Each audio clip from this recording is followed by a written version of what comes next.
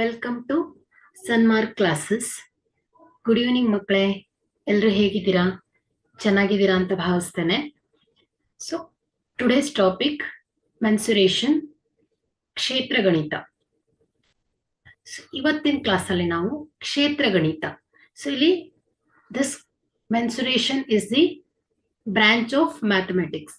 Okay, so ಇಲ್ಲಿ ನಾವೇನ್ ಮಾಡ್ತೇವೆ, ಈ ಒಂದು ಕ್ಷೇತ್ರ ಗಣಿತದಲ್ಲಿ 2-dimensional, 3-dimensional figures like square, cube, rectangle, circles. So ಇವುಗಳ ಪ್ರಾಪರ್ಟೀಸ್ ಅನ್ನ ಸ್ಟಡಿ ಮಾಡ್ತೇವೆ. ಸೊ ಇಲ್ಲಿ ಇದರ ಏರಿಯಾಸ್, ಲೆಂತ್, ವಾಲ್ಯೂಮ್ಸ್, ಸೊ ಇವುಗಳ ಅಳತೆಗಳನ್ನ ಸ್ಟಡಿ ಮಾಡ್ತಾ ಇರ್ತೇವೆ ನಾವು. ಸೊ ಇವುಗಳೆಲ್ಲಗಳನ್ನ ಒಳಗೊಂಡಿರುವ ಒಂದು ಭಾಗಗಳನ್ನ ಏನಂತ ಹೇಳ್ತೇವೆ ನಾವು? ಮೆನ್ಸುರೇಷನ್. ಸೊ ಕ್ಷೇತ್ರ ಗಣಿತ ಅಂತ ಹೇಳ್ತೇವೆ. ಸೊ ಇಲ್ಲಿ ನೀವು ಈ ಒಂದು ಕ್ಷೇತ್ರ ಗಣಿತಕ್ಕೆ ಸಂಬಂಧಪಟ್ಟ ಹಾಗೆ ಕೆಲವೊಂದು MCQ ಟೈಪ್ಸ್ ಕ್ವಶನ್ಸ್ ಗಳನ್ನ ನಾವು ಇವತ್ತಿನ ಕ್ಲಾಸ್ ಅಲ್ಲಿ ಸಾಲ್ವ್ ಮಾಡ್ಲಿಕ್ಕೆ ಹೊರಟಿದ್ದೇವೆ. ಬಟ್ ಇಲ್ಲಿ ಇದನ್ನ ತಿಳ್ಕೊಳ್ಳೋಕ್ಕಿಂತ ಮೊದಲು ಕೆಲವೊಂದು ಬೇಸಿಕ್ಸ್ ಕಾನ್ಸೆಪ್ಟ್ ಗಳನ್ನ ಅರ್ಥ ಮಾಡ್ಕೊಳ್ಬೇಕಾಗತ್ತೆ. ಅಂದ್ರೆ ಕೆಲವೊಂದು ಫಾರ್ಮುಲಾಸ್ಗಳು ಇಂಪಾರ್ಟೆಂಟ್ ಆಗತ್ತೆ. ಸೊ ಇಲ್ಲಿ ಲೆಕ್ಕಗಳನ್ನ ಬಿಡಿಸುವಾಗ ಫಾರ್ಮುಲಾಸ್ಗಳು ತುಂಬಾ ಅವಶ್ಯಕವಾಗಿ ಬೇಕಾಗತ್ತೆ. ನೀವು ಈಗಾಗಲೇ ಈ ಒಂದು ಕ್ಷೇತ್ರ ಗಣಿತವನ್ನ ಹಿಂದಿನ ತರಗತಿಗಳಲ್ಲಿ ಅಭ್ಯಾಸ ಮಾಡಿರ್ತೀರಾ. ಸೊ ಒಂದ್ಸಲ ಏನ್ ಮಾಡೋಣ, ಕ್ವಿಕ್ ಆಗಿ ಅದನ್ನ ಪುನರ್ಮನನ ಮಾಡ್ಕೊಂಡು ಬರೋಣ ಮಕ್ಕಳೇ. ಸೊ ನೋಡಿ, ಇಲ್ಲಿ ಇಂಪಾರ್ಟೆಂಟ್ ಆಗಿ ಯಾವ್ಯಾವ ಒಂದು ಸೂತ್ರಗಳು ನಿಮ್ಗೆ ಲೆಕ್ಕ ಬಿಡಿಸಲು ಸಹಾಯವಾಗುತ್ತೆ ಅನ್ನೋದನ್ನ ನೋಡೋದಾದ್ರೆ, ಸೊ ಫಸ್ಟ್ ಸ್ಕ್ವೇರ್. ಸೊ ಇಲ್ಲಿ ಸ್ಕ್ವೇರ್ ಚೌಕ. ಸೊ ಪೆರಿಮೀಟರ್ ಆಫ್ ಸ್ಕ್ವೇರ್ ಏನ್ ಹೇಳುತ್ತೆ? 4 ಇಂಟು ಸೈಡ್ ಅಲ್ವಾ? ಸೊ 4 ಇಂಟು ಸೈಡ್ಸ್, ಎಲ್ಲ ಸೈಡ್ಸ್ ಏನಾಗಿರುತ್ತೆ? ಈಕ್ವಲ್ ಇರುತ್ತೆ. ಅದೇ ರೀತಿ area of square. So area of square formula ಏನ್ ಹೇಳುತ್ತೆ? ಸೈಡ್ ಇಂಟು ಸೈಡ್ ಅಲ್ವಾ? So S square. ಸೊ ಇದನ್ನ ಎಸ್ ಸ್ಕ್ವೇರ್ ಅಂತ ಹೇಳ್ತೇವೆ. ಸೊ ಬಾಹು ಇಂಟು ಬಾಹು ಆಗತ್ತೆ, ಸೈಡ್ ಇಂಟು ಸೈಡ್. ಅದೇ ರೀತಿ ಆಯತ, ರೆಕ್ಟ್ಯಾಂಗಲ್. ಸೊ ಇದನ್ನು ಕೂಡ ಕಲ್ತಿದ್ದೀರಾ ನೀವು. ರೆಕ್ಟ್ಯಾಂಗಲ್ ಅಲ್ಲಿ ಅಪೋಸಿಟ್ ಸೈಡ್ಸ್ ಏನಾಗುತ್ತೆ? ಈಕ್ವಲ್ ಇರುತ್ತೆ. ಸೊ ಅಲ್ವಾ? ಹಾಗಾಗಿ ಇಲ್ಲಿ ಏರಿಯಾ ಆಫ್ ರೆಕ್ಟ್ಯಾಂಗಲ್ ಏನ್ ಹೇಳುತ್ತೆ ಹೇಳಿ? A into B. ಅದೇ ರೀತಿ perimeter of rectangle is equal to 2 into A plus B. Here A is the breadth and b is the length of this rectangle. So ಇದನ್ನೆಲ್ಲ ನೀವು ಈಗಾಗಲೇ ಕಲ್ತಿದ್ದೀರಾ. ಫಾರ್ಮುಲಾಸ್ ಗಳೆಲ್ಲ ನೀವು ನೆನಪಿನಲ್ಲಿ ಇಟ್ಕೊಳ್ಬೇಕಾಗತ್ತೆ. ಆಗ ನಿಮ್ಗೆ ಪ್ರಾಬ್ಲಮ್ ಸಾಲ್ವ್ ಮಾಡೋಕೆ ಈಸಿ ಆಗತ್ತೆ. ಅದೇ ರೀತಿ ವೃತ್ತ, circles. So area of circle ಏನ್ ಹೇಳುತ್ತೆ ಹೇಳಿ? Pi R square. So area of circle is pi R square. ಅದೇ ರೀತಿ ಪೆರಿಮೀಟರ್, ಈ ಒಂದು ವೃತ್ತದ ಪರಿಧಿ. ಸೊ ಇದರ ಸುತ್ತಳತೆ ಏನಾಗುತ್ತೆ ಹೇಳಿ? 2 pi r. So circumference of the circle is 2 pi r and area of circle is pi r square. So ಅದೇ ರೀತಿ 3-dimensional, that is volume of cube. So volume of cube is here height, length and breadth all are same. So therefore volume is equal to s into s into s, side into side into side. Okay, so here v is equal to ಏನಾಗುತ್ತೆ ಹೇಳಿ? s cube. ಅದೇ ರೀತಿ volume of cuboid. So ಇಲ್ಲಿ ಏನಾಗುತ್ತೆ? Length into breadth into height. This volume is equal to length into breadth into height. Okay, so ಇಷ್ಟು ಫಾರ್ಮುಲಾಸ್ಗಳು ನಿಮ್ಗೆ ತುಂಬಾ ಇಂಪಾರ್ಟೆಂಟ್ ಆಗುತ್ತೆ ಈ ಒಂದು ಕ್ಷೇತ್ರ ಗಣಿತದ ಲೆಕ್ಕಗಳನ್ನ ಬಿಡಿಸುವಾಗ. ಸೊ ಇದಿಷ್ಟು ಇಂಪಾರ್ಟೆಂಟ್ ಆಗಿ ನೆನ್ಪಿಟ್ಕೊಳ್ಬೇಕಾಗತ್ತೆ ಮಕ್ಕಳೇ. ಸೊ ಈಗ ಏನ್ ಮಾಡೋಣ, ನಾವು ಈ ಒಂದು ಕ್ಷೇತ್ರ ಗಣಿತಕ್ಕೆ ಸಂಬಂಧಪಟ್ಟ ಹಾಗೆ ಮಲ್ಟಿಪಲ್ ಚಾಯ್ಸ್ ಕ್ವಶನ್ಸ್ ಗಳನ್ನ ಒಂದೊಂದಾಗೆ ಬಿಡಿಸ್ತಾ ಹೋಗೋಣ ಮಕ್ಕಳೇ.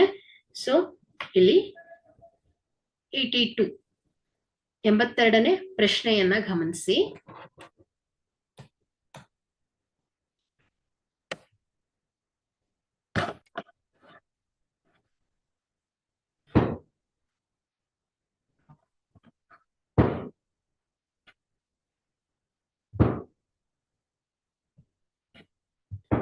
ಎಂಬತ್ತೆರಡನೇ ಪ್ರಶ್ನೆಯನ್ನ ಗಮನಿಸಿ. A car wheel is of radius 38 centimeter. If it rolls 120 times, then the distance covered by the wheel is. So 82 ಎಂಬತ್ತೆರಡನೇ ಪ್ರಶ್ನೆಯನ್ನ ಗಮನಿಸಿ. ಒಂದು ಕಾರಿನ ಚಕ್ರದ ತ್ರಿಜ್ಯವು 38 ಸೆಂಟಿಮೀಟರ್ ಆಗಿದೆ.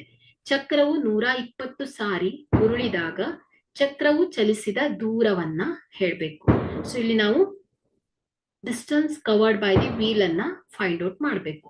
ಸೊ ಇಲ್ಲಿ ಈ ಒಂದು ಚಕ್ರ ಹೇಗಿದೆ, ಸರ್ಕಲ್ ವೃತ್ತಾಕಾರದಲ್ಲಿ ಇದೆ ಅಲ್ವಾ. ಹಾಗಾಗಿ ಇಲ್ಲಿ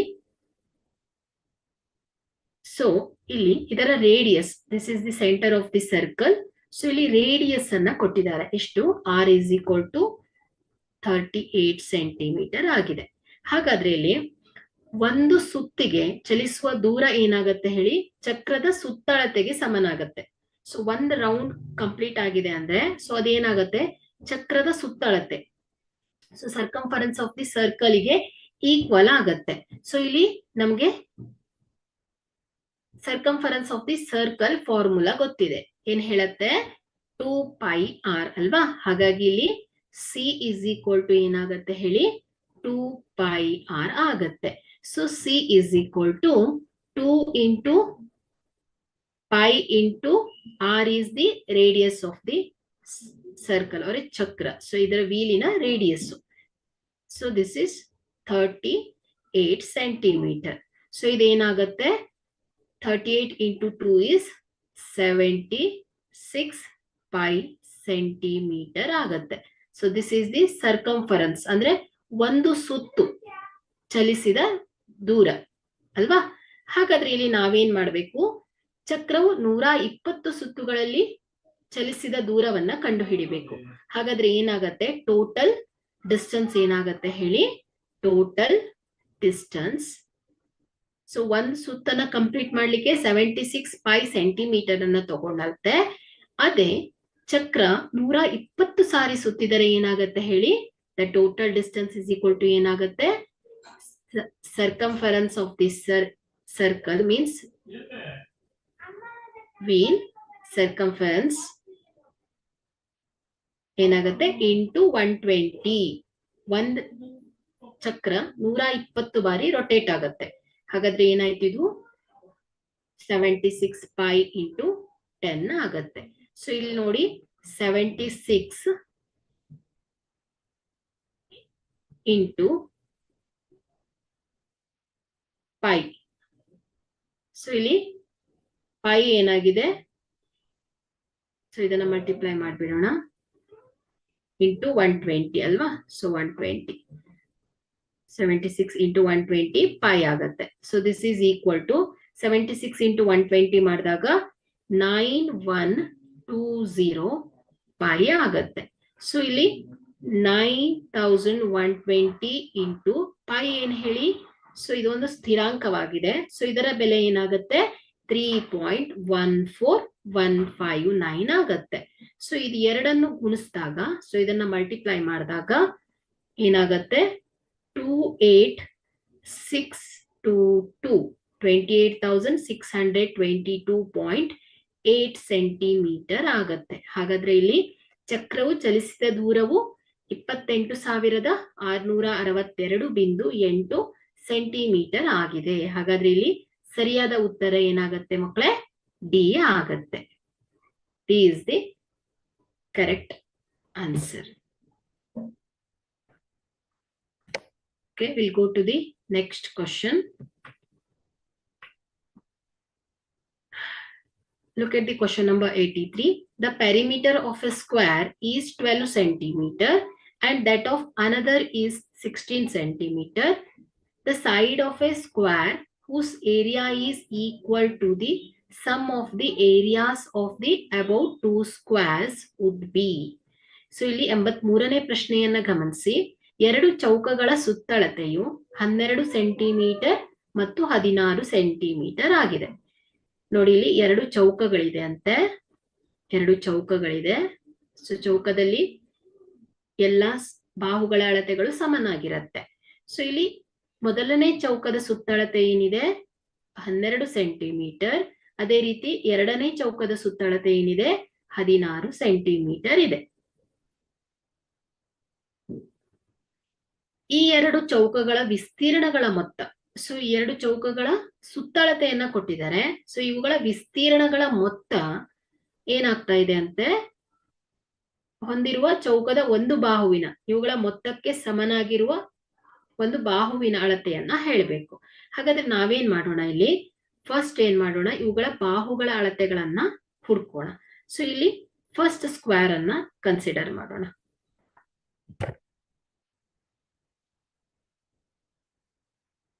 ಸೊ ಮೊದಲನೇ ಚೌಕ,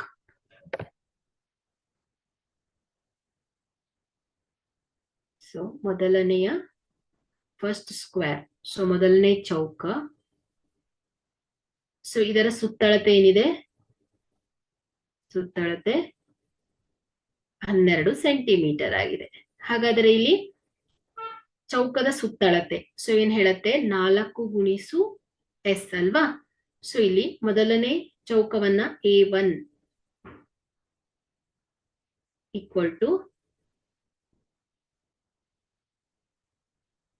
4S1 ಅಂತ ಸೈಡ್ ಅಲ್ವಾ. ಸೊ ಬಾಹುವಿನ ಅಳತೆಯನ್ನ S1 ಅಂತ ತಗೊಳ್ತೇನೆ. ಮೊದಲನೇ ಚೌಕದ್ದು 12 ಸೆಂಟಿಮೀಟರ್ ಆದರೆ, ಸೊ S1 = ಏನಾಗುತ್ತೆ, 12 / 4.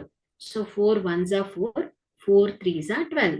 ಸೊ S1 = ಏನಾಗುತ್ತೆ, 3 ಸೆಂಟಿಮೀಟರ್ ಆಗತ್ತೆ. ಸೊ ಇದೇನಾಯ್ತು ಹೇಳಿ, ಮೊದಲನೇ ಚೌಕದ ಬಾಹುವಿನ ಅಳತೆ. ಅದೇ ರೀತಿ ಎರಡನೇ ಚೌಕದ ಬಾಹುವಿನ ಅಳತೆಯನ್ನ ನೋಡೋಣ. ಎರಡನೇ ಚೌಕದ ಸುತ್ತಳತೆಯನ್ನ ಕೊಟ್ಟಿದ್ದಾರೆ. ಎರಡನೇ ಚೌಕದ ಸುತ್ತಳತೆ ಎಷ್ಟಿದೆ ಮಕ್ಕಳೇ, 16 ಸೆಂಟಿಮೀಟರ್ ಆಗಿದೆ.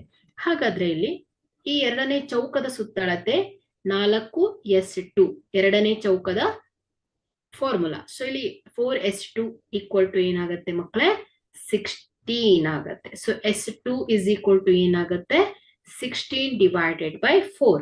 4 1s are 4, 4 4s are 16. So S2 = ಏನಾಗುತ್ತೆ ಹೇಳಿ, 4 ಸೆಂಟಿಮೀಟರ್. ಹಾಗಾದ್ರೆ ಇಲ್ಲಿ ಮೊದಲನೇ ಚೌಕದ ಬಾಹುವಿನ ಅಳತೆ 3 ಸೆಂಟಿಮೀಟರ್ ಆದರೆ, ಸೊ ಇಲ್ಲಿ ಎರಡನೇ ಚೌಕದ ಬಾಹುವಿನ ಅಳತೆ ಏನಾಗುತ್ತೆ ಮಕ್ಕಳೇ, 4 ಸೆಂಟಿಮೀಟರ್ ಆಗತ್ತೆ. ಹಾಗಾದ್ರೆ ಇಲ್ಲಿ ನಾವೇನ್ ಮಾಡೋಣ, ಈ ಎರಡು ಚೌಕದ ವಿಸ್ತೀರ್ಣವನ್ನ ಕಂಡುಹಿಡಿಯೋಣ. ನಾವು ಈಗ ಬಾಹುಗಳ ಅಳತೆಗಳನ್ನ ಹೇಳಿದ್ವಿ. ಸೊ ಈಗ ಏನ್ ಮಾಡೋಣ ಮಕ್ಕಳೇ, ನಾವು ಎರಡು ಚೌಕಗಳ ವಿಸ್ತೀರ್ಣವನ್ನ ಕಂಡುಹಿಡಿಯೋಣ. ಸೊ ಇಲ್ಲಿ A1 ಮೊದಲನೇ ಚೌಕದ ವಿಸ್ತೀರ್ಣ S1². ಯಾಕೆ ಹೇಳಿ, ಏರಿಯಾ ಆಫ್ ಸ್ಕ್ವೇರ್ ಏನಾಗತ್ತೆ ಹೇಳಿ, S1², ಸೈಡ್ ಸ್ಕ್ವೇರ್ ಆಗತ್ತೆ ಅಲ್ವಾ. ಹಾಗಾಗಿ ಇಲ್ಲಿ A1 = ಏನಾಗತ್ತೆ, S1. ಸೊ ಇಲ್ಲಿ 3² ಆಗತ್ತೆ. So = 9 centimetre. ಹಾಗಾದ್ರೆ ಇಲ್ಲಿ A1 ಚೌಕದ ಏರಿಯಾ ಎಷ್ಟು ಬಂತು, 9 ಸೆಂಟಿಮೀಟರ್ ಬಂತು. ಹಾಗಾದ್ರೆ ಇಲ್ಲಿ ಎರಡನೇ ಚೌಕದ ವಿಸ್ತೀರ್ಣ A2 ಅಂತ ತಗೊಂಡ್ರೆ, ಸೊ ಇದೇನಾಗತ್ತೆ, S2² ಆಗತ್ತೆ ಮಕ್ಕಳೇ. ಹಾಗಾದ್ರೆ ಇಲ್ಲಿ A2 = ಏನಾಗತ್ತೆ, 4² ಆಗತ್ತೆ. So this is = 16 centimetre square ಅಲ್ವಾ. So 16 centimetre square. ಸೊ ಇದೇನಾಯ್ತು, ಎರಡನೇ ಚೌಕದ ವಿಸ್ತೀರ್ಣ ಸಿಕ್ಕಿದೆ. ಸೊ ಇಲ್ಲಿ ಏನ್ ಹೇಳ್ತಾ ಇದ್ದಾರೆ ಅವರು, ಎರಡು ಚೌಕಗಳ ವಿಸ್ತೀರ್ಣಗಳ ಮೊತ್ತದಷ್ಟೇ. ಸೊ ಎರಡು ಚೌಕದ ವಿಸ್ತೀರ್ಣಗಳ ಮೊತ್ತದಷ್ಟೇ ಏನಾಗತ್ತೆ, ಹೊಂದಿರುವ ಚೌಕದ ಒಂದು ಬಾಹುವಿನ ಅಳತೆ. ಸೊ ಈ ಎರಡು ಚೌಕಗಳ ವಿಸ್ತೀರ್ಣಗಳ ಮೊತ್ತವನ್ನ ಮಾಡಿದಾಗ ಏನಾಗತ್ತೆ, A1 + A2 ಅಂದ್ರೆ ಏನಾಗತ್ತೆ ಹೇಳಿ, 9 + 16. ಸೊ = ಏನಾಗತ್ತೆ, 25 ಸೆಂಟಿಮೀಟರ್ ಸ್ಕ್ವೇರ್ ಆಗತ್ತೆ. ಸೊ ಇದೇನಾಗತ್ತೆ ಹೇಳಿ, ಹೊಸ ಚೌಕದ ವಿಸ್ತೀರ್ಣಕ್ಕೆ ಸಮನಾಗತ್ತೆ ಅಲ್ವಾ. ಹಾಗಾದ್ರೆ ಇಲ್ಲಿ ಹೊಸ ಚೌಕದ ವಿಸ್ತೀರ್ಣವು ಏನಾಗತ್ತೆ ಹೇಳಿ, ಎರಡು ಚೌಕಗಳ ವಿಸ್ತೀರ್ಣಗಳ ಮೊತ್ತಕ್ಕೆ ಸಮನಾಗತ್ತೆ. ಅಂದ್ರೆ ಏನಾಯ್ತು ಹೇಳಿ, ಹೊಸ ಚೌಕದ ವಿಸ್ತೀರ್ಣ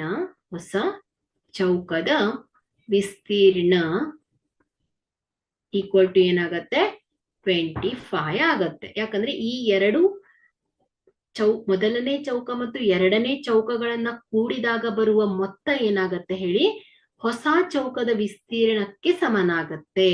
ಹಾಗಾಗಿ ಏನ್ ಬರ್ತಿದ್ದೀನಿ ನಾನು, ಹೊಸ ಚೌಕದ ವಿಸ್ತೀರ್ಣ ಈಕ್ವಲ್ ಟು 25. ಸೊ ಇಲ್ಲಿ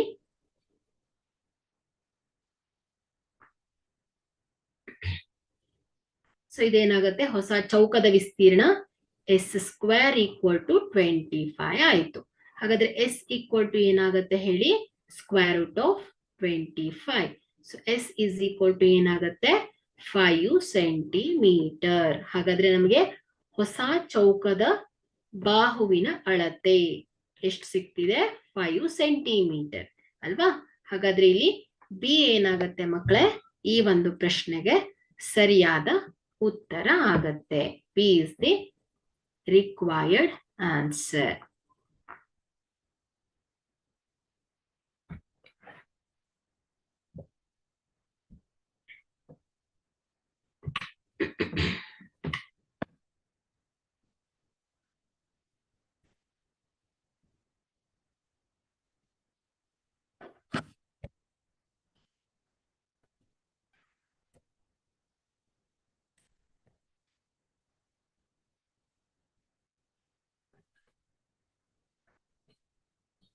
ಮುಂದಿನ ಪ್ರಶ್ನೆಯನ್ನ ಗಮನಿಸಿ.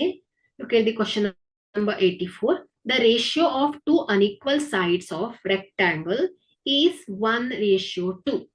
If its perimeter is 24 centimeter, then the length of its diagonal is. ಒಂದು ಆಯತದ ಉದ್ದ ಮತ್ತು ಅಗಲದ ಅನುಪಾತವು 1:2 ಮತ್ತು ಆಯತದ ಸುತ್ತಳತೆ 24 ಸೆಂಟಿಮೀಟರ್ ಆದಾಗ ಆಯತದ ವಿಕರ್ಣದ ಉದ್ದವು. ಸೊ ನೋಡಿ, ಇಲ್ಲಿ ಒಂದು ಆಯತ. ಸೊ ಇಲ್ಲಿ ಆಯತದಲ್ಲಿ ಏನಾಗತ್ತೆ, ಅಭಿಮುಖ ಬಾಹುಗಳು ಸಮನಾಗತ್ತೆ. So A B C T. So ಇಲ್ಲಿ ಎ ಬಿ ಮತ್ತು ಸಿ ಡಿಗಳು ಸಮನಾದ್ರೆ ಎ ಡಿ ಬಾಹುವಿನ ಅಳತೆ ಏನಾಗುತ್ತೆ ಹೇಳಿ, ಬಿ ಸಿ ಬಾಹುವಿನ ಅಳತೆಗೆ ಸಮನಾಗತ್ತೆ. ಸೊ ಇಲ್ಲಿ ಈ ಆಯತದಲ್ಲಿ ಉದ್ದ ಮತ್ತು ಅಗಲಗಳ ಅನುಪಾತ ಹೇಗಿದೆ ಅಂತೆ, 1:2. ಹಾಗಾದ್ರೆ ಇಲ್ಲಿ ಇವುಗಳ ಅನುಪಾತಗಳು ಏನಾಗತ್ತೆ, ಉದ್ದ 1x ಆದರೆ ಅಗಲ ಏನಾಗತ್ತೆ ಹೇಳಿ ಮಕ್ಳೇ, 2x ಇರುತ್ತೆ ಅಂತೆ. ಸೊ ಅಂದ್ರೆ ಉದ್ದ 1 ಇದ್ರೆ ಅಗಲ ಉದ್ದದ 2 ಪಟ್ಟು ಇರತ್ತೆ ಅಂತ ಹೇಳ್ತಾ ಇದ್ದೇವೆ. ಅಗಲ ಏನಾಗ್ತಾ ಇದೆ, ಉದ್ದದ 2 ಪಟ್ಟು ಇರತ್ತೆ ಅಂತ ಹೇಳ್ತಾ ಇದ್ದಾರೆ. ಸೊ ಇಲ್ಲಿ ಇವುಗಳ ಸುತ್ತಳತೆಯನ್ನ ಕೊಟ್ಟಿದ್ದಾರೆ. ಎಷ್ಟು, 24 ಸೆಂಟಿಮೀಟರ್. ಹಾಗಾದ್ರೆ ಇಲ್ಲಿ ಆಯತದ ಸುತ್ತಳತೆ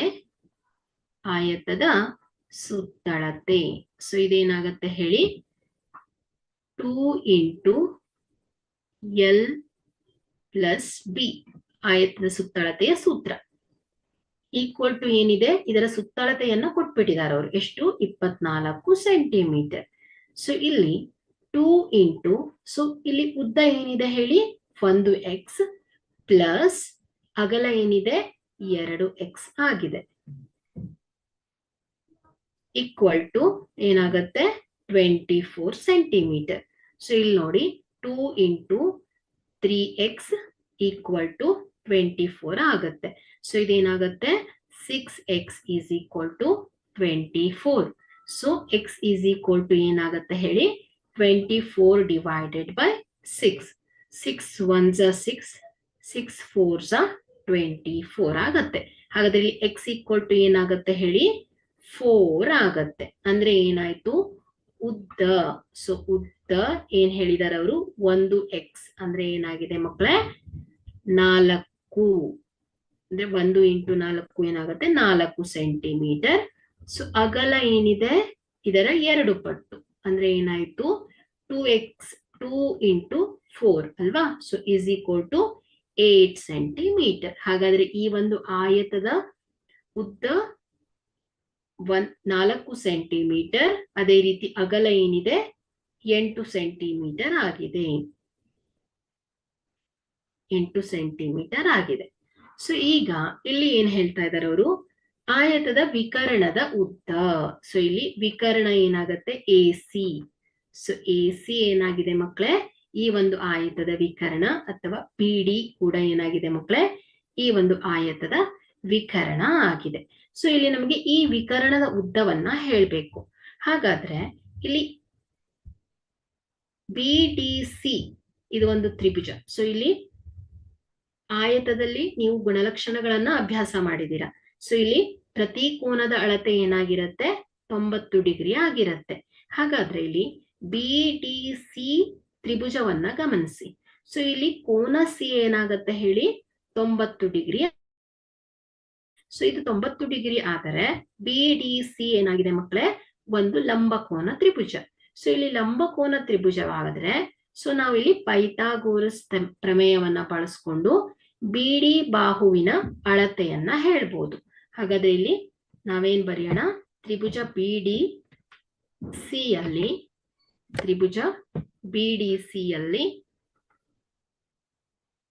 ಲಂಬಕೋನ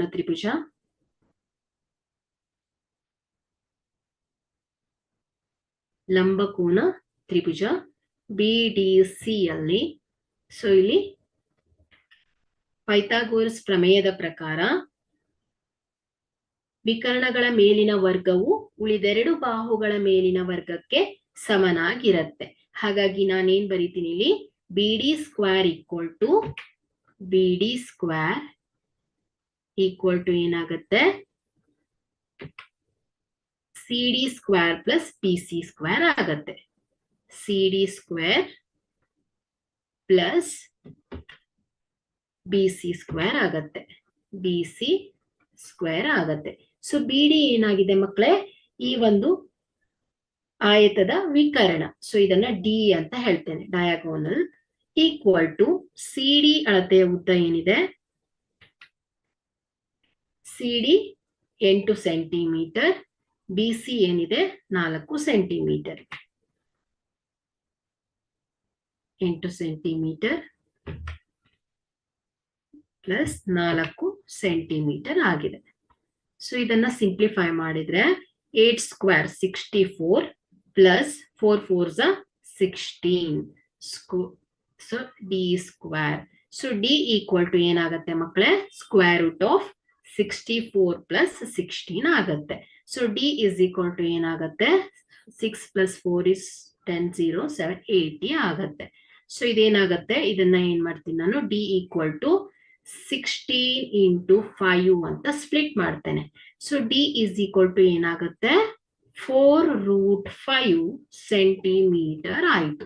ಹಾಗಾದ್ರೆ ಇಲ್ಲಿ D ಅನ್ನೋದೇನಾಯ್ತು ಮಕ್ಕಳೇ, ಈ ಒಂದು ಆಯತದ ವಿಕರ್ಣ ಅಲ್ವಾ.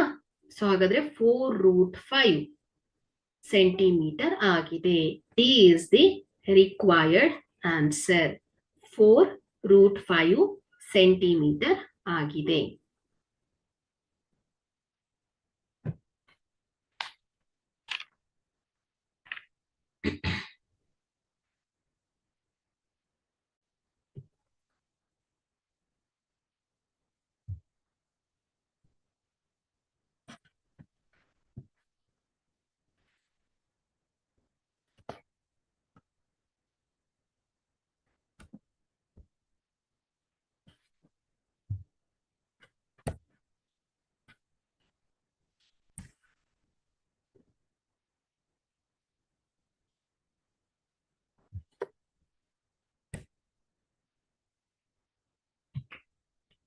Look at the question number 85. If the edge of a cube is increased by 100%, the surface area of the cube is increased by. ನೋಡಿ 85ನೇ ಪ್ರಶ್ನೆಯನ್ನ ಗಮನಿಸಿ. ಚೌಕಘನದ ಬಾಹುಗಳನ್ನು 100% ರಷ್ಟು ಹೆಚ್ಚಿಸಿದಾಗ ಅದರ ಹೆಚ್ಚಾದ ಮೇಲ್ಮೈ ವಿಸ್ತೀರ್ಣದ ಶೇಕಡಾ ಪ್ರಮಾಣವು. ನೋಡಿ, ಒಂದು ಚೌಕಘನವಿದೆ. ಸೊ ಇಲ್ಲಿ ಒಂದು ಚೌಕಘನವಿದೆ ಅಂತ ಭಾವಿಸೋಣ. ಸೊ ಇಲ್ಲಿ ಈ ಬಾಹುವಿನ ಅಳತೆ, ಸೊ ಇಲ್ಲಿ ಚೌಕಘನದಲ್ಲಿ ಏನಾಗುತ್ತೆ ಹೇಳಿ, ಎಲ್ಲ ಬಾಹುಗಳ ಅಳತೆಗಳು ಸಮನಾಗತ್ತೆ. ಸೊ ಇದನ್ನ A ಅಂತ ತಗೊಂಡ್ರೆ, so length breadth height, so ಇದೆಲ್ಲ ಎಲ್ಲ ಬಾಹುಗಳ ಅಳತೆಗಳೇನಾಗಿರುತ್ತೆ, ಸಮನಾಗಿರತ್ತೆ. ಸೊ ಇಲ್ಲಿ ಈ ಒಂದು ಬಾಹುವನ್ನ 100%, ಸೊ ಇದನ್ನ 100% ಏನ್ ಮಾಡ್ತೀನಿ, ಹೆಚ್ಚಿಸ್ತಾ ಇದ್ದೀನಿ. 100% ಹೆಚ್ಚಿಸೋದು ಅಂದ್ರೆ ಏನಾಗತ್ತೆ, ಸೊ ಇದೇನಾಗತ್ತೆ, ಎಲ್ಲ ಬಾಹುಗಳ ಅಳತೆ ಏನಾಗುತ್ತೆ 2a ಆಗತ್ತೆ. ಯಾಕೆ ಹೇಳಿ? ಸೊ ಅದನ್ನ ಕಂಪ್ಲೀಟ್ ಆಗಿ ಮೊದಲನೇ ಚೌಕದ ಎಷ್ಟು ಬಾಹು ಇದೆಲ್ಲ ಕಂಪ್ಲೀಟ್ ಆಗಾದ್ರೆ 2 ಪಟ್ಟು 100% ಅದನ್ನ ಹೆಚ್ಚು ಮಾಡ್ತಾ ಇದೀನಿ ಅಂತ. ಹಾಗಾಗಿ ಏನಾಯ್ತು, ಈ ಬಾಹುವಿನ ಅಳತೆ 2a ಆಯ್ತು. ಸಪೋಸ್ ಏನಾದ್ರು ಮೊದಲನೇ ಚೌಕದ ಬಾಹುವಿನ ಅಳತೆ 4 ಸೆಂಟಿಮೀಟರ್ ಇದ್ದರೆ, ಸೊ ಇದನ್ನ 100% ಹೆಚ್ಚು ಮಾಡೋದು ಅಂದ್ರೆ ಏನಾಯ್ತು 8 ಆಗತ್ತೆ. ಸೊ ಕರೆಕ್ಟ್ ಅದ್ರಷ್ಟೇ ಜಾಸ್ತಿ ಮಾಡೋದು ಅಂತ ಅರ್ಥ. ಹಾಗಾದ್ರೆ ಇಲ್ಲಿ ಹೆಚ್ಚಾದ ಮೇಲ್ಮೈ ವಿಸ್ತೀರ್ಣ, ಹಾಗಾದ್ರೆ ಇದರ ಮೇಲ್ಮೈ ವಿಸ್ತೀರ್ಣ ಏನಾಗತ್ತೆ ಅನ್ನೋದನ್ನ ನಾವು ಹೇಳ್ಬೇಕು. ಸೊ ಮೊದಲನೇದಾಗಿ ಏನ್ ಮಾಡೋಣ, ನಾವು ಮೊದಲನೇ ಚೌಕದ ವಿಸ್ತೀರ್ಣವನ್ನ ನೋಡೋಣ. ಸೊ ಹಿಯರ್ ನಾವು ಕ್ಯಾಲ್ಕುಲೇಟ್ ದಿ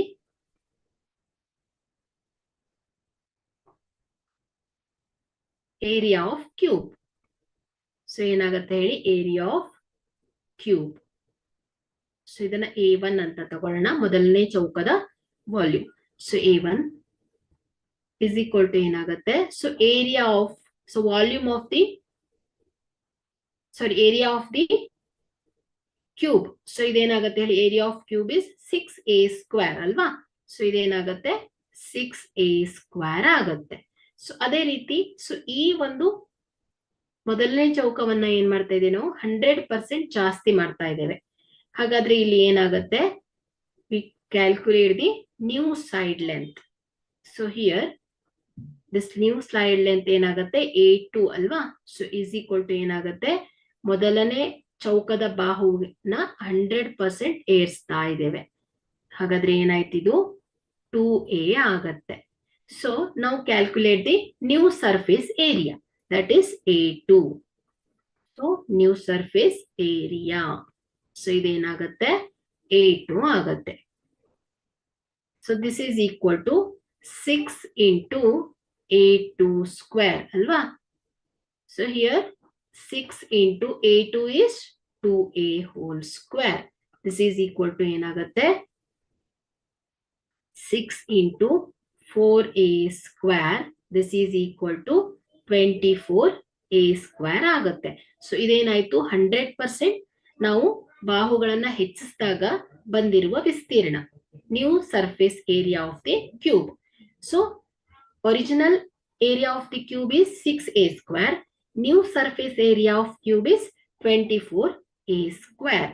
ಸೊ ಈಗ ನಾವೇನ್ ಮಾಡೋಣ, we calculate the percentage increase ಅಲ್ವಾ. ಸೊ ಎಷ್ಟು ಪರ್ಸೆಂಟ್ ಇನ್ಕ್ರೀಸ್ ಆಗಿದೆ ಅನ್ನೋದನ್ನ ಹೇಳ್ಬೇಕು. ಹಾಗಾಗಿ ಇಲ್ಲಿ the increase in surface area ಏನಾಗತ್ತೆ, so the increase in surface area is ಏನಾಗತ್ತೆ A2 minus A1 ಆಗತ್ತೆ. This is equal to 24a square minus 6a square ಏನಾಗತ್ತೆ 18a ಸ್ಕ್ವೇರ್ ಆಗುತ್ತೆ. ಸೊ ಇದೇನಾಯ್ತು, ಫಸ್ಟ್ ಕ್ಯೂಬ್ ಗಿಂತ ಸೆಕೆಂಡ್ ಕ್ಯೂಬಿನ ಏರಿಯಾ ಎಷ್ಟು ಜಾಸ್ತಿ ಬಂದಿದೆ, 18a ಸ್ಕ್ವೇರ್ ಜಾಸ್ತಿ ಇದೆ. ಸೊ ಇದನ್ನ ನಾವೇನ್ ಮಾಡ್ಬೇಕು, ಪರ್ಸೆಂಟೇಜ್ ಅಲ್ಲಿ ಹೇಳ್ಬೇಕಾಗತ್ತೆ. So the percent increased we calculate. Okay, so the percentage increase is equal to ಏನಾಗತ್ತೆ increase area. So increase in area divided by original area. Original area into 100%. So ಈಗ ನಮ್ಗೆ ಏನ್ ಸಿಗತ್ತೆ, ಎಷ್ಟು ಪರ್ಸೆಂಟ್ ಇನ್ಕ್ರೀಸ್ ಆಗಿದೆ ಅನ್ನೋದನ್ನ ಹೇಳ್ಬೋದು ನಾವು. This is equal to 18a square ಅಲ್ವಾ. ಸೊ ಇನ್ಕ್ರೀಸ್ ಆಗಿದೆ, ಮೊದಲನೇ ಕ್ಯೂಬ್ ಗಿಂತ 18% ಏನಾಗಿದೆ, ಸೆಕೆಂಡ್ ಕ್ಯೂಬಿನ ಏರಿಯಾ ಇನ್ಕ್ರೀಸ್ ಆಗಿದೆ. So divided by 6a square into 100%. So ಇದೇನಾಗುತ್ತೆ, a square cancels, 6 1s are 6, 6 3s are 18. This is equal to 300%. So ಏನಾಗುತ್ತೆ ಹೇಳಿ, the percentage increase in the surface area is 300. So here answer is C. Okay, C is the correct answer.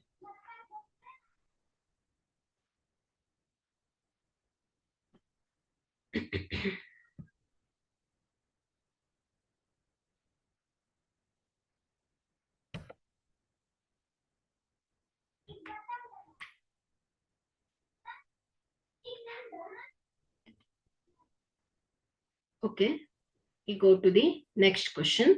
86. A path of width 10 meter measurement is constructed around a rectangular garden whose measurement is 200 meter into 180 meter. The area of the path is. So ಇಲ್ಲಿ 86ನೇ ಪ್ರಶ್ನೆಯನ್ನ ಗಮನಿಸಿ. ಆಯತಾಕಾರದ ಒಂದು ತೋಟದ ಅಳತೆಯು 200 metre into 180 metre ಇದೆ. So ಇಲ್ಲಿ ಒಂದು ಆಯತಾಕಾರದ ತೋಟವಿದೆ ಅಂತೆ. ಆಯತಾಕಾರದ ತೋಟವಿದೆ.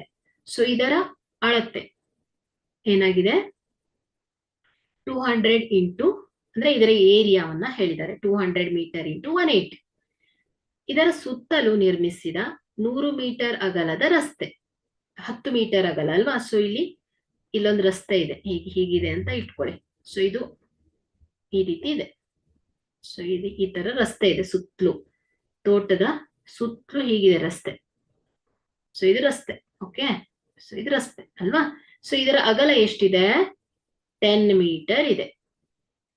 ತೋಟದ ಇದನ್ನ ರಸ್ತೆ ಎಷ್ಟಿದೆ? 10 ಮೀಟರ್ ಇದೆ. ಹಾಗಾದರೆ ಈ ರಸ್ತೆಯ ವಿಸ್ತೀರ್ಣವನ್ನ ಹೇಳ್ಬೇಕು ನಾವು. ಈ ರಸ್ತೆಯ ವಿಸ್ತೀರ್ಣವನ್ನ ಹೇಳ್ಬೇಕು.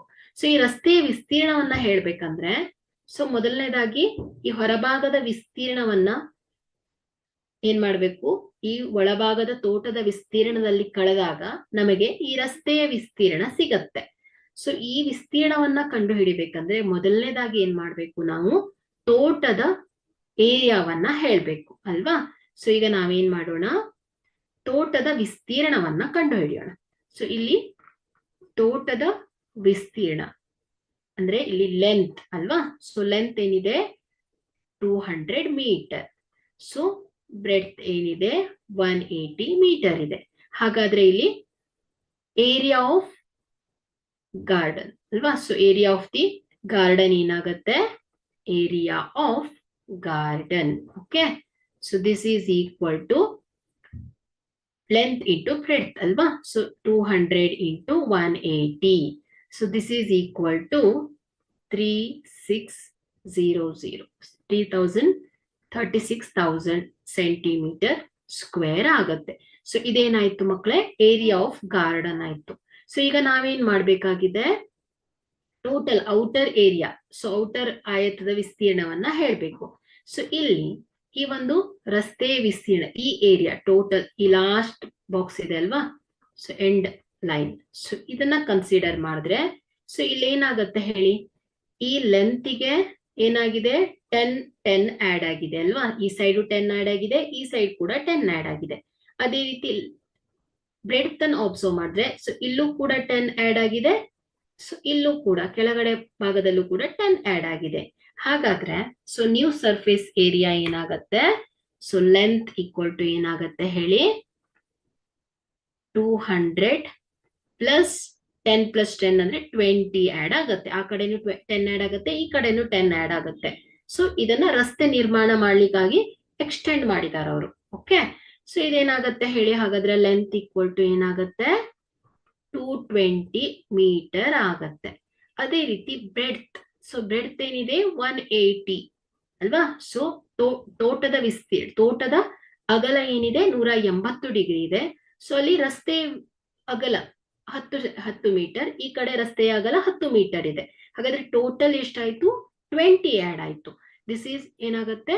ಪ್ಲಸ್ 20 ಆಗತ್ತೆ. This is equal to 200 metre. So ಈಗ ನಾವೇನ್ ಮಾಡೋಣ? ಈ ಒಂದು ನ್ಯೂ ಏರಿಯಾ, ಸೊ ಇದನ್ನ ಕ್ಯಾಲ್ಕುಲೇಟ್ ಮಾಡೋಣ. ಸೊ ಹಿಯರ್ ನಾವು calculate the dimension of the garden including the road. So road ಅನ್ನು ಇನ್ಕ್ಲೂಡ್ ಮಾಡಿ ಇದರ ಏರಿಯಾವನ್ನ ಫೈಂಡ್ ಔಟ್ ಮಾಡೋಣ. ಸೊ ಇದೇನಾಗುತ್ತೆ? Total area. So total area is equal to ಏನಾಗತ್ತೆ ಮಕ್ಕಳೇ? New length new length into new width ಆಗತ್ತೆ. So new width. Okay, so this is equal to 220 into 200. Okay, 220 into 200. So multiply this. 44, 22 into 2 is 44,000 centimeter. Sorry, meter square ಆಗತ್ತೆ ಅಲ್ವಾ? So meter square ಆಗತ್ತೆ. So this is centimeter ಅಲ್ಲ, so meter ಅಂತ ಬರ್ಕೊಳ್ಳಿ. So meter square ಆಗತ್ತೆ. So ಈಗ ನಾವೇನ್ ಮಾಡ್ಬೇಕಾಗಿದೆ? Calculate the area of the road. ರೋಡಿನ ಏರಿಯಾವನ್ನ ಫೈಂಡ್ ಔಟ್ ಮಾಡಬೇಕು. So area of road means the area of road is the difference between the total area and area of the garden. So ಇದನ್ನ ಮಾಡಿದಾಗ ನಮ್ಗೆ ಏನ್ ಸಿಗತ್ತೆ? ಏರಿಯಾ ಆಫ್ ರೋಡ್ ಸಿಗತ್ತೆ. ಹಾಗಾಗಿ area of the road, this is equal to total area minus area of the garden. Okay, so this is equal to 44,000 minus 36,000. This is equal to 8,000 centimeter square. This is the area of the road. Okay, so answer ಏನಾಗತ್ತೆ? 8,000 ಅಲ್ವಾ? So A ಏನಾಗತ್ತೆ? ಸರಿ, correct answer 8,000 metre square. So ಇಲ್ಲಿ ನಾವೇನ್ ಮಾಡಿದ್ವಿ? ಮೊದಲನೇದಾಗಿ ತೋಟದ ಏರಿಯಾವನ್ನ find out ಮಾಡಿದ್ವಿ. ಅದೇ ರೀತಿ dimension of the garden with the road. So ರೋಡಿನ ಮತ್ತು ತೋಟ, ಸೊ ಇದು ಎರಡುಗಳ ಸೇರಿದಾಗ ಏನ್ ಏರಿಯಾ ಬರುತ್ತೆ ಅನ್ನೋದನ್ನ ಫೈಂಡ್ ಔಟ್ ಮಾಡಿದ್ವಿ. ಸೊ ಇಲ್ಲಿ ಏನ್ ಹೇಳಿದ್ರು? ನಮ್ಗೆ ಕೇವಲ ರಸ್ತೆಯ ವಿಸ್ತೀರ್ಣವನ್ನ ಹೇಳಿದ್ರು. ಹಾಗಾಗಿ ಟೋಟಲ್ ಏರಿಯಾದಲ್ಲಿ ತೋಟದ ಏರಿಯಾವನ್ನ ಮೈನಸ್ ಮಾಡಿದಾಗ ನಮ್ಗೆ ಏನ್ ಸಿಕ್ತು? ಈ ರಸ್ತೆಯ ವಿಸ್ತೀರ್ಣ ಸಿಕ್ಕಿದೆ ಮಕ್ಕಳೇ. ಓಕೆ, ಇಷ್ಟೇ. ಇದು ಅರ್ಥ ಆಯ್ತಲ್ವಾ? ಸೊ ನೆಕ್ಸ್ಟ್ ಹೋಗೋಣ.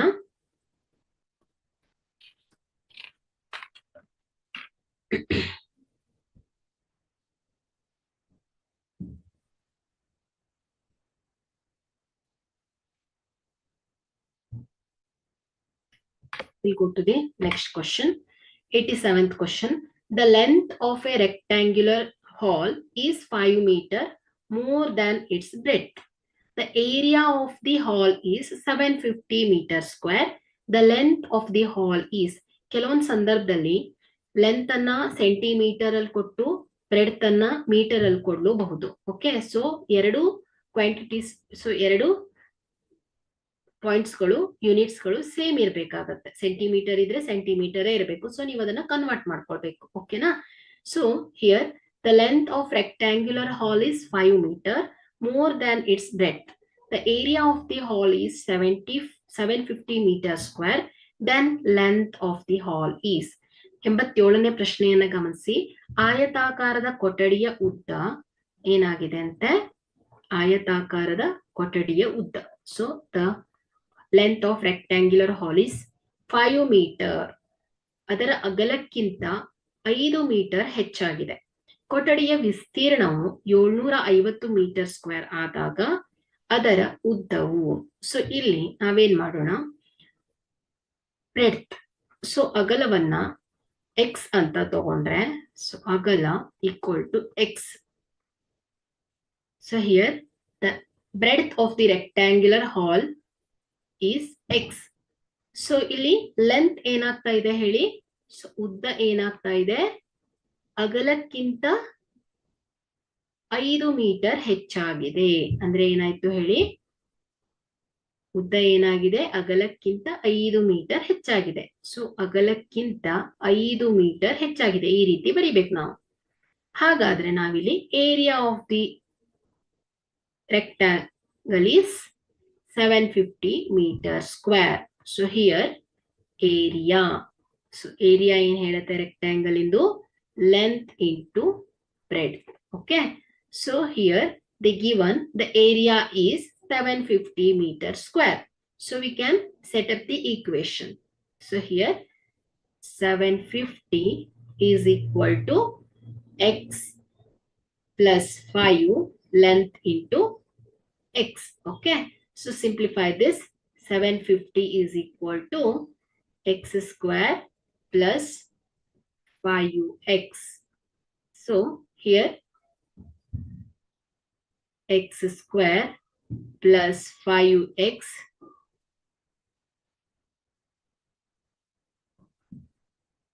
minus 750 is equal to 0 ಆಗುತ್ತೆ. So this is the quadratic equation ಅಲ್ವಾ? So quadratic equation form ಅಲ್ಲಿ ಬಂದಿದೆ ax square plus bx plus c form. Here a is not equal to 0 ಆಗಿರುತ್ತೆ, ಗೊತ್ತಿದೆ ಆಲ್ರೆಡಿ. ಸೊ ಈಗ ನಾವೇನ್ ಮಾಡೋಣ, ಇದನ್ನ ಮಿಡ್ಲ್ ಟರ್ಮ್ ಸ್ಪ್ಲಿಟ್ಟಿಂಗ್ ಮೆಥಡ್ ಇಂದ x ಅನ್ನ ಸಾಲ್ವ್ ಮಾಡೋಣ. ಸೊ ಏನಾಗುತ್ತೆ, X square, so here X square plus 5x minus 750 is equal to 0. So here x square plus, so ಇಲ್ಲಿ 750 ಅಲ್ವಾ? ಸೊ 750 ಅನ್ನ ಸ್ಪ್ಲಿಟ್ ಮಾಡಿದಾಗ, ಸೊ ಅದನ್ನ ಮಲ್ಟಿಪ್ಲೈ, ಯಾವುದೋ ಎರಡು ನಂಬರ್ನ ಮಲ್ಟಿಪ್ಲೈ ಮಾಡಿದಾಗ ಏನ್ ಬರ್ತಾ ಇರಬೇಕು, 750 ಬರಬೇಕು.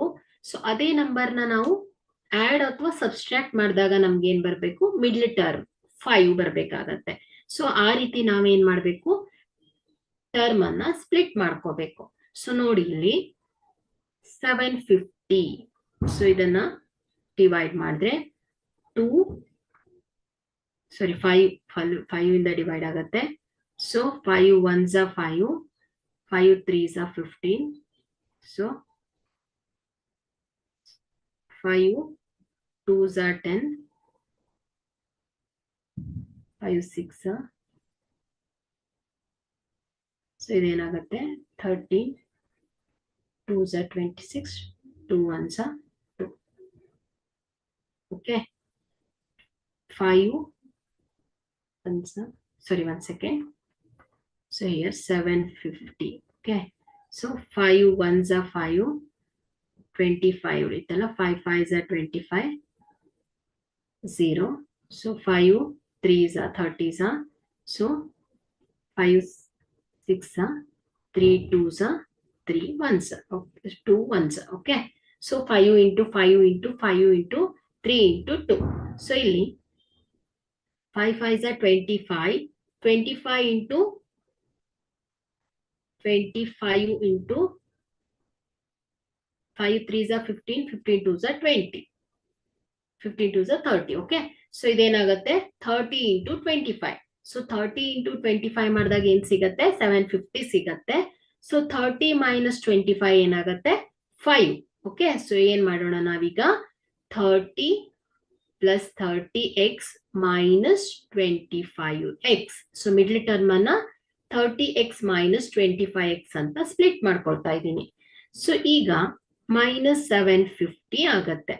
ಸೊ ಇಲ್ಲಿ ಕಾಮನ್ ಟರ್ಮ್ ಏನಾಗಿದೆ, x. So remaining is x plus 30. So here minus 25. So x plus 30. Okay. So this is equal to 0. So x plus 30 into x minus 25. So idenagate, this gives two possible values of x. So here x minus 25 is equal to 0. This implies x is equal to 25. So here x plus 30 is equal to 0. This implies x is equal to minus 30. So here the breadth cannot be a negative values. So we take x as 25. Okay. So ಹಾಗಾದ್ರೆ ಇಲ್ಲಿ x is equal to ಏನಾಗುತ್ತೆ, 25 ಆಗುತ್ತೆ. ಹಾಗಾದ್ರೆ so breadth is 25.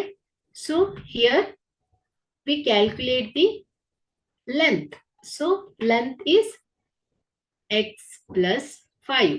This is equal to 25 plus 5 is equal to 30 centimeter. So 30 meter. 30 meter. This is the length. Okay. So here B is the correct option. Okay. B is the correct option. So the length of the hall is 30 meter. Okay.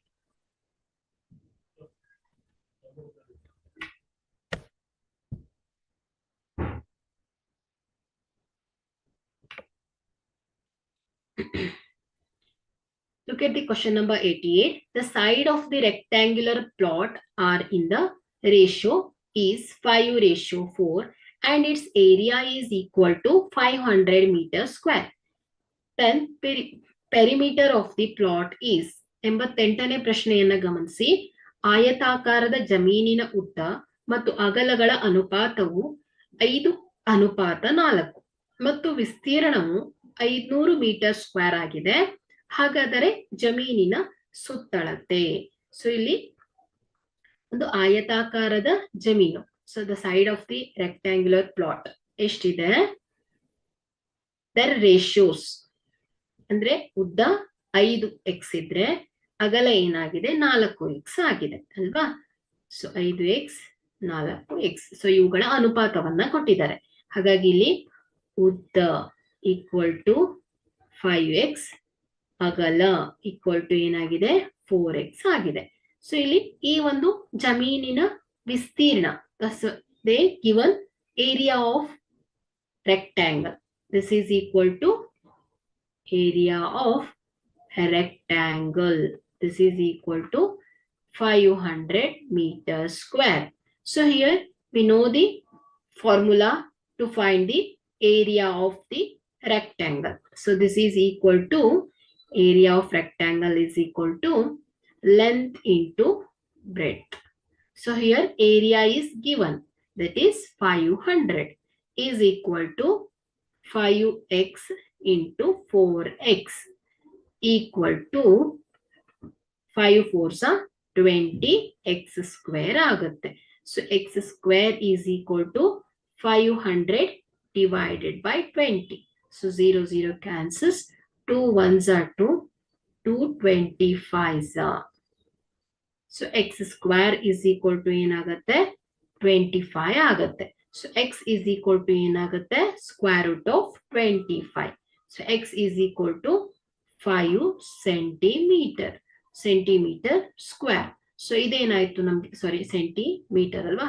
So ಒಂದು ಬಾಹು. x is equal to 5 centimetre. ಹಾಗಾದ್ರೆ ಇಲ್ಲಿ ನಮಗೆ x ಎಷ್ಟು ಬಂದಿದೆ? 5 centimetre. Sorry, 1 second. So this is x is equal to 5 meter. Okay. So ಇಲ್ಲಿ length ಏನಾಗುತ್ತೆ ಹಾಗಾದ್ರೆ? So length is equal to 5x ಆಗಿದ್ರೆ, so L is equal to 5 into 5. So this is equal to 25 meter. So ಹಾಗಾದ್ರೆ ಇಲ್ಲಿ ಈ ಒಂದು ಜಮೀನಿನ ಉದ್ದ ಏನಾಗಿದೆ ಮಕ್ಕಳೇ? 25 ಮೀಟರ್ ಆದರೆ, ಸೊ ಜಮೀನಿನ ಅಗಲ ಏನಾಗುತ್ತೆ? 4 into x. This is equal to 4 into 5. This is equal to 20 meter. ಹಾಗಾದ್ರೆ ಈ ಜಮೀನಿನ ಉದ್ದ 25 ಮೀಟರ್ ಆದರೆ ಜಮೀನಿನ ಅಗಲ ಎಷ್ಟಿದೆ ಮಕ್ಕಳೇ? 20 ಮೀಟರ್. ಸೊ ಹಾಗಾದ್ರೆ ಇಲ್ಲಿ ನಮಗೆ ಈ ಒಂದು ಜಮೀನಿನ ಉದ್ದ ಮತ್ತು ಅಗಲದ ಅಳತೆಗಳು ಗೊತ್ತಾಯ್ತು. ಸೊ ನಾವೀಗ ಏನ್ ಮಾಡೋಣ? Perimeter of the plot. So perimeter of the plot ಏನಾಗುತ್ತೆ? So perimeter of the plot. So perimeter of the plot is equal to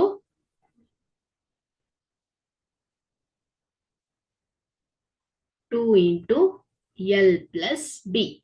This is the formula. So here 2 into length is 25 plus breadth is 20. So this is equal to 2 into 45 is equal to 90 meter. ಹಾಗಾದ್ರೆ ಇಲ್ಲಿ ಆಯತಾಕಾರದ ಒಂದು ಜಮೀನಿನ ಸುತ್ತಳತೆ ಏನಾಗತ್ತೆ? 90 metre ಆಗಿದೆ. C ಏನಾಗತ್ತೆ ಮಕ್ಕಳೇ? ಈ ಒಂದು ಪ್ರಶ್ನೆಗೆ ಸರಿಯಾದ ಉತ್ತರ ಆಗಿದೆ. Okay.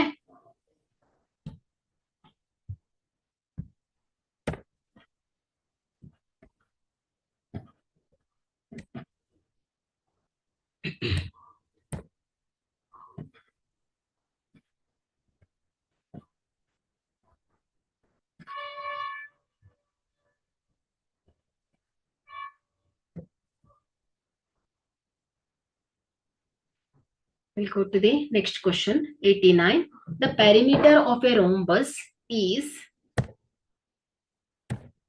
100 centimeter. If one of its diagonal is 14 centimeter, then the area of the rhombus is. So ಇಲ್ಲಿ 89ನೇ ಪ್ರಶ್ನೆಯನ್ನ ಗಮನಿಸಿ. ವಜ್ರಾಕೃತಿಯ ಸುತ್ತಳತೆಯು 100 ಸೆಂಟಿಮೀಟರ್ ಮತ್ತು ಅದರ ಒಂದು ಕರ್ಣವು 14 ಸೆಂಟಿಮೀಟರ್ ಆದಾಗ ವಜ್ರಾಕೃತಿಯ ವಿಸ್ತೀರ್ಣವನ್ನ ಹೇಳ್ಬೇಕು. ಸೊ ಇಲ್ಲಿ ವಜ್ರಾಕೃತಿ ಅಲ್ವಾ, ಸೊ ಒಂದು ರೋಂಬಸ್. ಸೊ ಇಲ್ಲಿ ಏನಾಗಿರುತ್ತೆ, the perimeter of a rhombus so equal to ಏನಾಗುತ್ತೆ 4 times the length of its side ಅಲ್ವಾ. ಸೊ ಇಲ್ಲಿ A B the sides of the length of the rhombus. So ಇಲ್ಲಿ ಈ ಒಂದು ರೋಂಬಸ್ಸಿನ ಪೆರಿಮೀಟರ್ ಏನ್ ಹೇಳಿ 4 ಇಂಟು ಈಕ್ವಲ್ ಸೈಡ್ಸ್ ಅಲ್ವಾ. ಹಾಗಾದ್ರೆ ಸೊ ಈ ಒಂದು ವಜ್ರಾಕೃತಿಯ ಸುತ್ತಳತೆಯನ್ನ ಕೊಟ್ಟಿದ್ದಾರೆ. ಸೊ ನಾವೇನ್ ಮಾಡ್ಬೋದು, ಈ ಸೈಡ್ಸ್ ಅನ್ನ ಫೈಂಡ್ ಔಟ್ ಮಾಡ್ಬೋದು.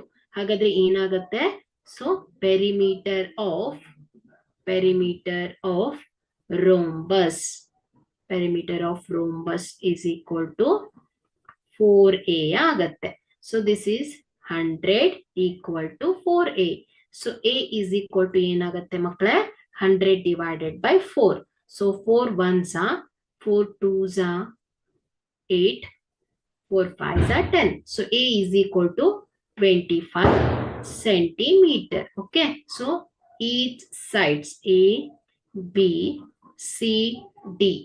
So ಇಲ್ಲಿ each side ಏನಾಗಿದೆ ಮಕ್ಕಳೇ 25 ಆಗಿದೆ. each side ಏನಾಗಿದೆ ಈಕ್ವಲ್ ಆಗಿದೆ.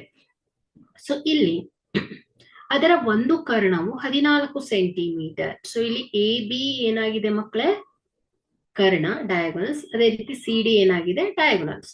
ಸೊ ಇಲ್ಲಿ the diagonals of the rhombus bisect each other at right angles. ಅಂದ್ರೆ ಏನಾಗತ್ತೆ ಮಕ್ಕಳೇ, ಸೆಂಟರ್ ಅಲ್ಲಿ ರೈಟ್ ಆಂಗಲ್ ಅನ್ನ ಫಾರ್ಮ್ ಮಾಡತ್ತೆ. ಸೊ ಹಾಗಾದ್ರೆ ಇಲ್ಲಿ ಈ ಒಂದು ರೋಂಬಸ್ಸಿನ ಈ ಸೈಡ್ ಅಂದ್ರೆ ಏನಾಗತ್ತೆ ಹೇಳಿ, ವಿಕರ್ಣ ಅಂದ್ರೆ ಹೈಪೋಟೆನ್ಯೂಸ್ ಆಗಿ ಫಾರ್ಮ್ ಆಗತ್ತೆ. ಸೊ ಈಗ ನಾವೇನ್ ಮಾಡೋಣ, ಸೆಂಟರ್ ಅನ್ನ ಓ ಅಂತ ಕನ್ಸಿಡರ್ ಮಾಡ್ತೇನೆ. So this is the centre.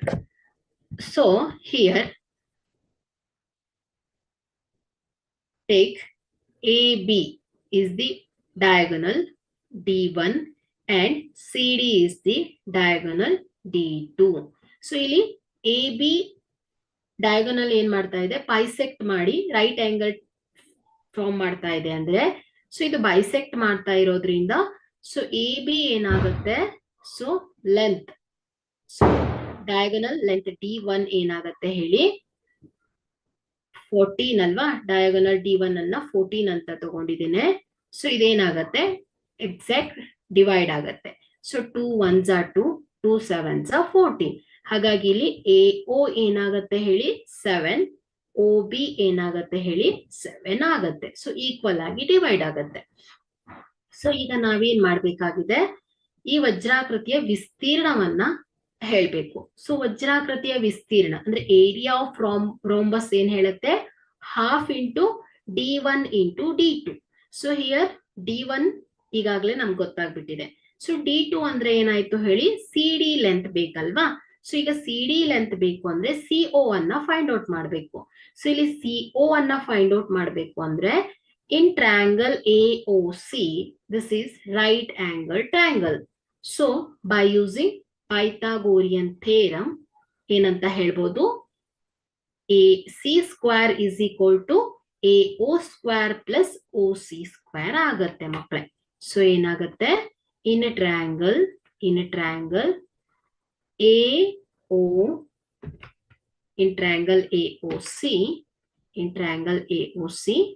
AC square is equal to ಏನಾಗುತ್ತೆ AO square plus OC square. So AO square plus OC square.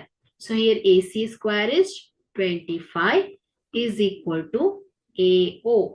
So here AO is 7 plus OC square.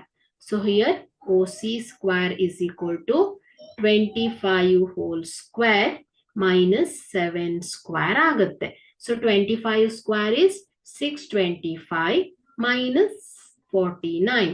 This is equal to 576. So OC square ಆಗುತ್ತೆ. So OC is equal to square root of 576 ಅಲ್ವಾ? So this is equal to 24 centimeter.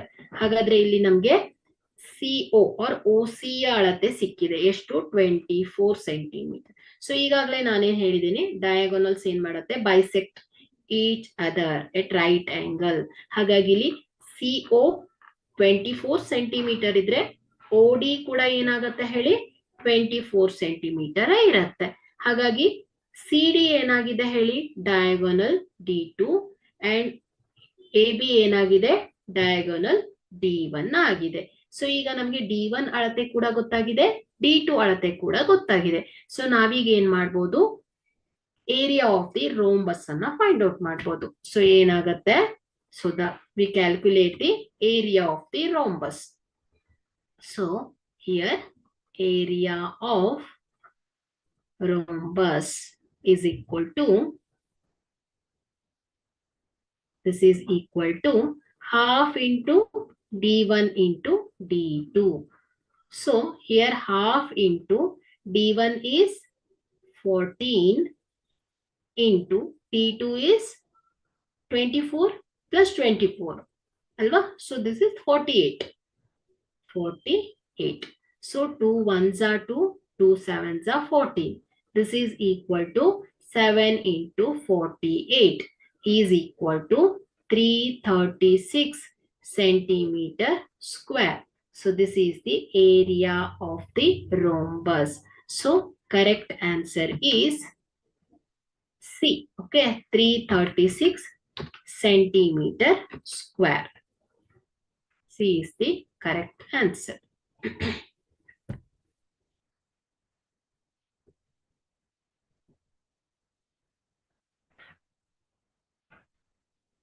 Okay, we'll go to the next question.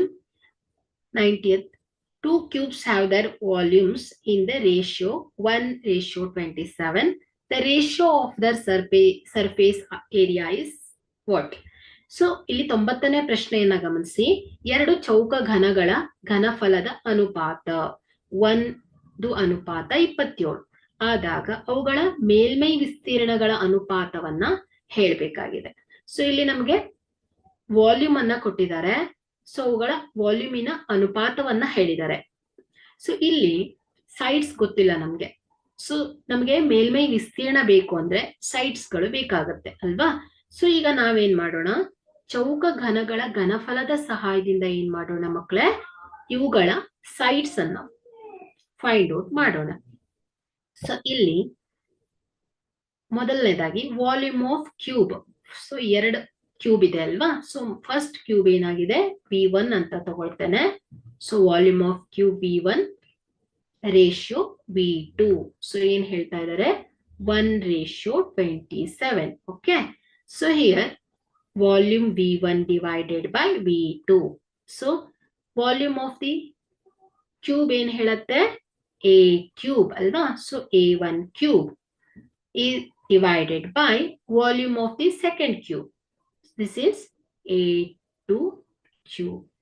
So this is equal to ಏನide 1/27. So A1 by A2 is equal to ಏನಾಗತ್ತೆ, cube ಏನಾಗತ್ತೆ right side ಹೋದಾಗ cube root of 1/27. This is equal to 1/3. ಹಾಗಾದ್ರೆ ಇಲ್ಲಿ sides ratio ಕೂಡ ಗೊತ್ತಾಯ್ತು ನಮ್ಗೆ. A1 ratio A2 ಏನಾಯ್ತು ಹೇಳಿ, 1:3 ಆಯ್ತು. ಸೊ ಈಗ ನಾವೇನ್ ಮಾಡೋಣ, ರೇಷಿಯೋ ಆಫ್ ದ ಸರ್ಫೇಸ್ ಏರಿಯಾವನ್ನ ಹೇಳ್ಬೋದು ಇವಾಗ. ಸೊ ಏನಾಗತ್ತೆ, so area of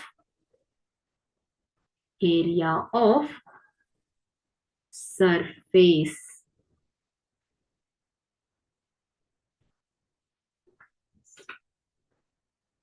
so surface area of cubes So is equal to A1 divided by A2.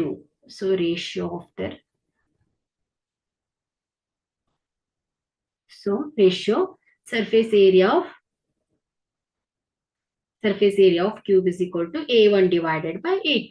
So here area of the cube is equal to 6A1 square divided by 6A2 square ಅಲ್ವಾ. So area of cube ಏನ್ ಹೇಳತ್ತೆ ಹೇಳಿ, 6A square ಅಲ್ವಾ. So here 6A1 square first ಕ್ಯೂಬಿನ area ಆದ್ರೆ 6A2 square ಏನಾಗುತ್ತೆ, second ಕ್ಯೂಬಿನ area ಆಗತ್ತೆ. ಸೊ ನಾವೀಗ ಇದರ ಅನುಪಾತವನ್ನ ಹೇಳ್ಬೇಕಾಗಿದೆ.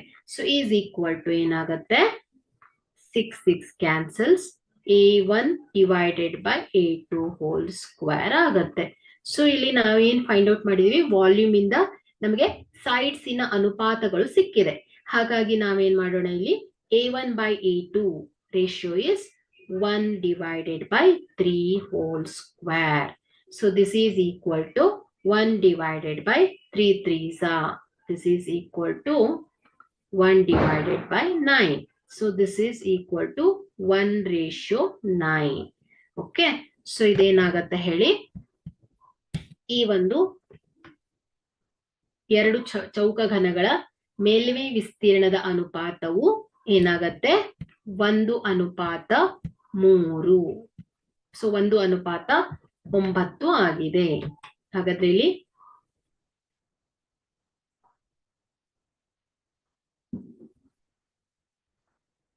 ಏನಾಗಿದೆ, ಈ ಒಂದು ಪ್ರಶ್ನೆಗೆ ಸರಿಯಾದ ಉತ್ತರ. ಸೊ ಇಲ್ಲಿ 9 ಆಗ್ಬೇಕಿತ್ತು. So 9. Okay. So 1:9 is the correct answer. Okay.